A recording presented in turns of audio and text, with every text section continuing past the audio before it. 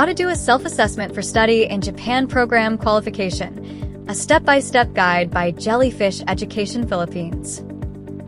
First, open your browser and head over to our official website at jellyfisheducation.com.ph. Once you're on the home page, look at the top navigation bar and click on Contact Us. For the current admission part, click the Learn More button under the Study in Japan program, and it will direct you to the self-assessment page. Fill out all the required information accurately so we can assess your eligibility properly. Once you're done, go ahead and click Submit. Once submitted, it will prompt a result whether you are qualified or not qualified. If you are qualified, you can already schedule your free assessment call with our consultant. On the other hand, if you are not qualified based on the details you provided, but you still wish to talk to our consultant, just kindly fill out our assessment form, shown in this video.